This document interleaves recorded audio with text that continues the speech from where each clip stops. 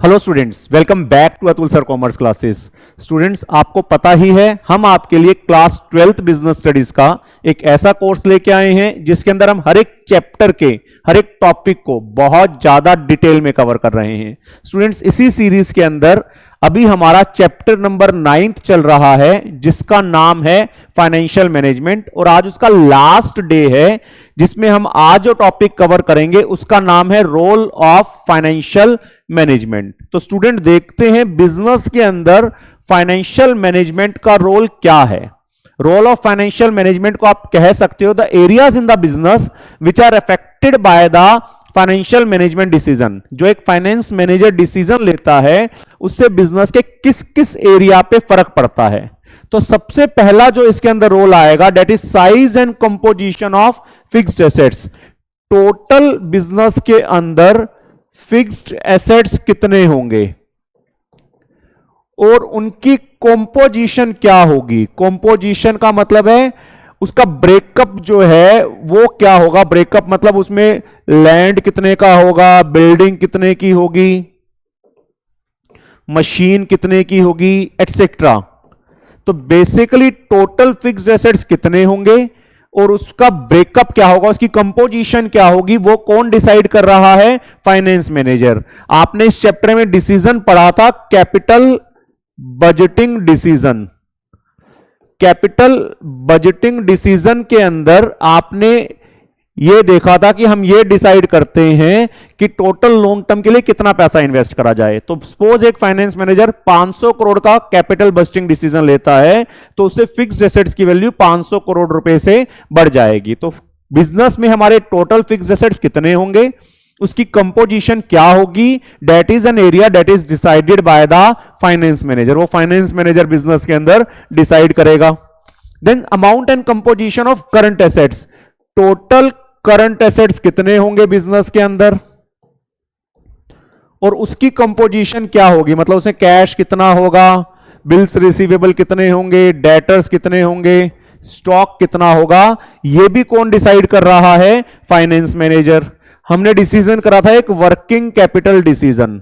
तो जब एक finance manager working capital decision लेता है तो वो डिसाइड करता है कि टोटल करंट एसेट्स में कितना पैसा लगाया जाएगा और इंडिविजुअली किस किस करंट एसेट में कितना कितना पैसा लगाया जाएगा। तो टोटल करंट एसेट्स कितने होंगे और उसकी कंपोजिशन कितनी होगी वो भी कौन डिसाइड कर रहा है, फाइनेंस मैनेजर। तो ये भी फाइनेंशियल मैनेजमेंट के रोल के अंदर आ जाता है। Then determination of proportion of long term and short term finance. Long term से कितना फाइनेंस रेज करेंगे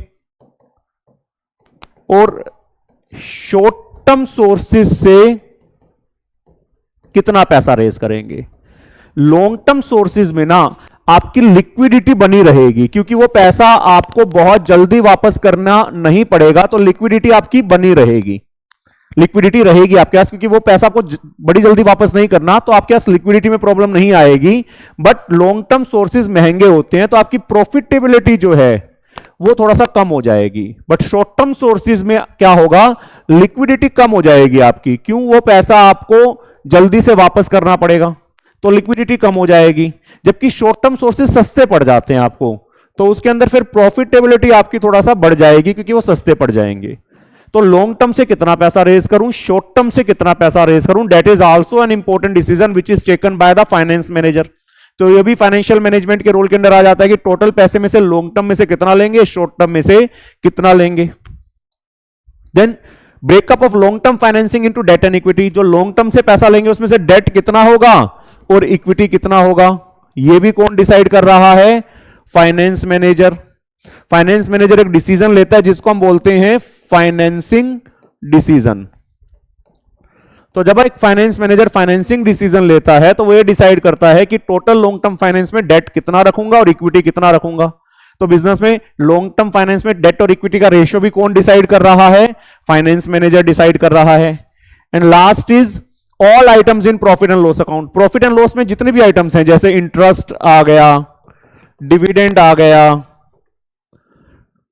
डेप्रीशिएशन आ गई, जितने भी एटसेट्रा जितनी भी आइटम्स हैं वो सारी फाइनेंस मैनेजर के डिसीजन से इफेक्ट होती हैं।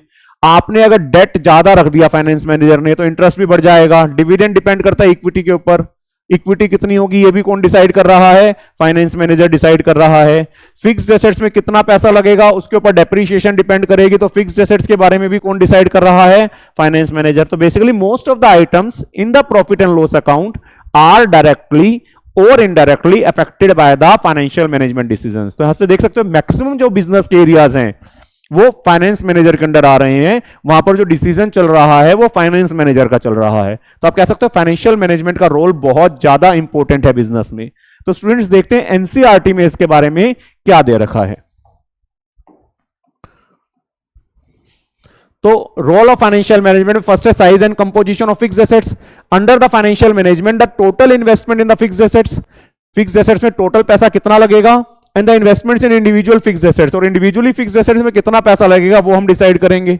जैसे कैपिटल बस्टिंग डिसीजन जब आप 500 करोड़ का लोगे तो उससे आपके फिक्स्ड एसेट्स की वैल्यू 500 करोड़ से बढ़ जाएगी।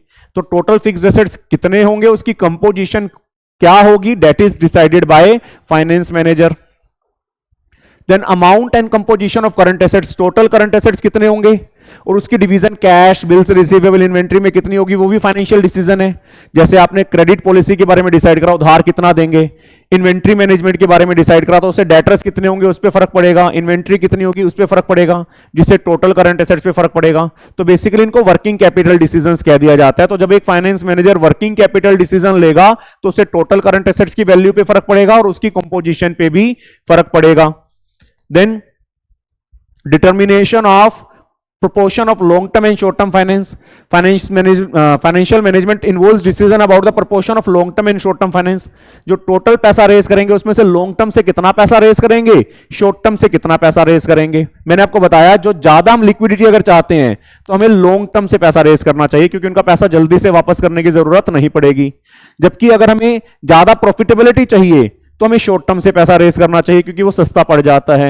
As short term sources are cheaper than the long term sources. तो अगर प्रॉफिटेबिलिटी को देखते हैं तो शॉर्ट टर्म को प्रेफर कर लो, लिक्विडिटी को देखते हैं तो लॉन्ग टर्म को प्रेफर कर लो।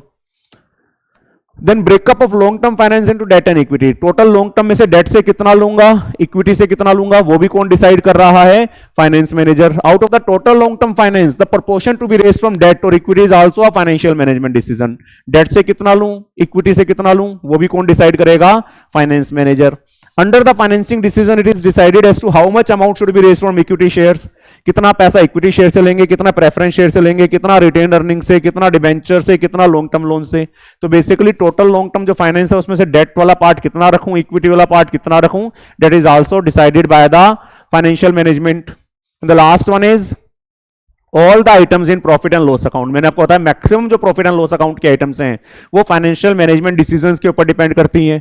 All the items in PNL account जैसे इंटरेस्ट है, डिविडेंड है, डेप्रीशिएशन है, वो फाइनेंशियल मैनेजमेंट डिसीजंस के ऊपर डिपेंड करता है। जैसे अगर आप ज्यादा डेट यूज करोगे तो इंटरेस्ट ज्यादा बढ़ जाएगा, अगर आप फिक्स्ड एसेट्स में ज्यादा पैसा इन्वेस्ट कर दोगे तो डेप्रीशिएशन ज्यादा बढ़ जाएगी, अगर आप इक्विटी को ज्यादा यूज करोगे तो डिविडेंड ज्यादा बढ़ जाएंगे। तो maximum items in profit and loss account are affected by the financial management decisions. तो यहां से देख के हम कह सकते हैं the role of financial management is very very crucial in the organisation and most of the areas of the business are under the control of finance manager. तो स्टूडेंट्स उम्मीद है ये टॉपिक आपको बड़े अच्छे से समझ में आ गया होगा। जल्दी ही मिलते हैं नेक्स्ट टॉपिक के साथ। Thank you.